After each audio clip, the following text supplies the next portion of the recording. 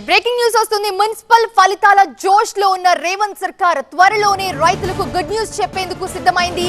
అతి త్వరలోనే రైతు భరోసాను ప్రభుత్వం విడుదల చేయబోతుంది. ఈ నెల 17వ తేదీన రైతు భరోసా ఇచ్చే ఆలోచనలో ఉంది ప్రభుత్వం. ఇప్పటికే 9,000 కోట్లను ప్రభుత్వం సమీకరించింది. ఇవాళ సాయంత్రం 6 గంటలకు తన నివాసంలో మంత్రులతో రేవంత్ సమావేశం కాబోతున్నారు. రైతు భరోసా అంశంతో పాటు జెడ్పీటీసీ, ఎంపీటీసీ ఎన్నికలపైన కూడా చర్చించే అవకాశం కనిపిస్తోంది. రైతు భరోసా విడుదలపై మున్సిపల్ ఎన్నికల ప్రచారంలోనే సీఎం రేవంత్ ప్రకటించారు. అయితే ఈ నెల 4న మిర్యాలగూడ సభలో ఆయన మాట్లాడారు. ఆయన ఏం చెప్పారో ఒకసారి చూద్దాం.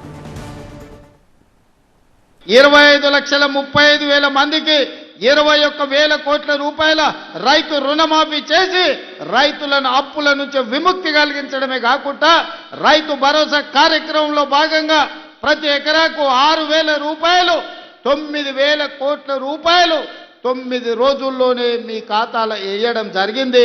తొందరలోనే మళ్ళా 9,000 కోట్ల రూపాయలు రైతు భరోసా కార్యక్రమంలో భాగంగా మున్సిపల్ ఎన్నికలు ముగిసిన వెంటనే మీ ఖాతాలలో రైతు భరోసా నిధులు వేసే బాధ్యత రాష్ట్ర ప్రభుత్వం తీసుకుంటుంది.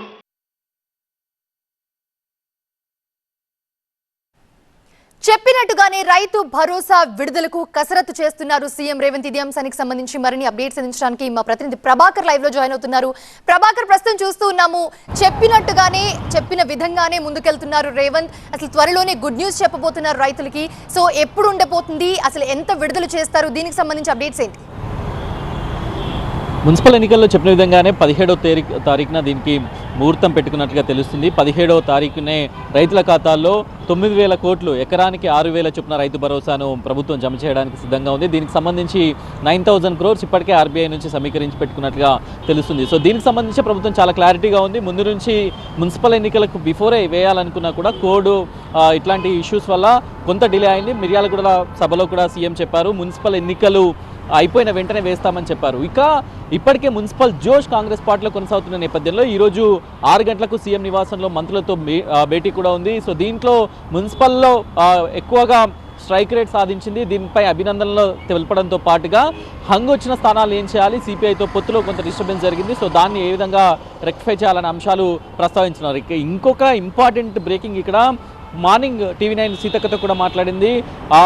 ఇప్పుడు ఎట్లాగో మున్సిపల్ జోష్ వచ్చింది, మున్సిపల్ ఎన్నికల్లో దాదాపుగా 80% ఎబో స్థానాలను కాంగ్రెస్ కైవసం చేసుకున్న నేపథ్యంలో జెడ్పీటీసీ, ఎంపీటీసీ ఎన్నికల నిర్వహణకు కూడా ప్రభుత్వం సిద్ధమవుతున్నట్టుగా తెలుస్తుంది. దానికి సంబంధించి కీలక ప్రకటన కూడా రాబోతుంది. రైతు భరోసా వేస్తున్న నేపథ్యంలో ఎంపీటీసీ, జెడ్పీటీసీ ఎన్నికలను కూడా నిర్వహించాలని ప్రభుత్వం చూస్తుంది. మార్చి 15 లోపలనే దీన్ని కంప్లీట్ చేయాలనే ఆలోచనలో కూడా ప్రభుత్వం ఉన్నట్టుగా తెలుస్తుంది. ఇప్పటికే సర్పంచ్ అయిపోయాయి, మున్సిపల్ ఎన్నికలు అయిపోయిన నేపథ్యంలో ఇక బ్యాలెన్స్ ఉన్న 2 స్థానిక ఎన్నికలను కూడా కంప్లీట్ చేస్తే ప్రభుత్వం పూర్తి స్థాయిలో కూడా ఇంకా మిగిలిన అడ్మినిస్ట్రేషన్ ఎగ్జిక్యూట్ చేయొచ్చు అనే ఆలోచనలో ఉంది. సో దానికి సంబంధించి ఎంపీటీసీ, జెడ్పీటీసీ ఎన్నికలను కూడా పూర్తి చేయాలి, రైతు భరోసా వేసి ముందుకు వెళ్ళాలి అనేది ప్రభుత్వ భవన్గా తెలుస్తుంది. సో దీనికి సంబంధించి కూడా ఈరోజు కీలకమైన డిస్కషన్ అయితే జరగబోతుంది. మంత్రులతో పాటుగా మంత్రులు, అట్లాగే పీసీసీకి సంబంధించిన పీసీసీ చీఫ్, అట్లాగే ఇన్ఛార్జ్ కూడా దీనిలో ఉండబోతున్నారు. కాబట్టి డెఫినెట్గా దీనిపైన ఒక కీలక నిర్ణయం అయితే తీసుకునే అవకాశం అయితే కనిపిస్తుంది. ఎందుకంటే ఇది ఇన్ఫార్మల్ క్యాబినెట్గానే చెప్పొచ్చు. క్యాబినెట్లో ఉన్న మంత్రులందరూ కూడా వస్తున్నారు కాబట్టి కేవలం సెక్రటరియట్లో నిర్వహించడం లేదు కాబట్టి క్యాబినెట్ అఫీషియల్ క్యాబినెట్ కాదు.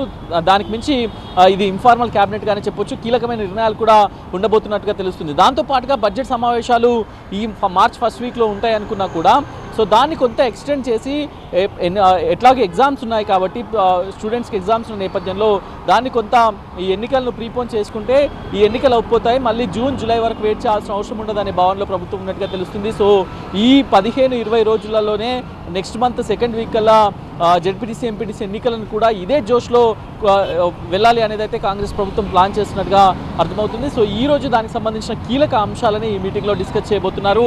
రైతు భరోసాను 17వ తారీఖున రైతుల ఖాతాలో వేయడానికి కూడా ప్రభుత్వం సిద్ధమవుతుంది. Right, thanks for the updates Prabhakar. ఇక చెప్పినట్టుగానే CM Revanth Reddy action plan సిద్ధం చేసుకున్నారు. రైతు భరోసాకి సంబంధించి కసరత్తు మొదలు పెట్టారాయన. మున్సిపల్ ఫలితాల జోష్ లో ఉన్న రేవంత్ సర్కార్ ఇక త్వరలోనే రైతులకు గుడ్ న్యూస్ చెప్పేందుకు రెడీ అయిపోయింది.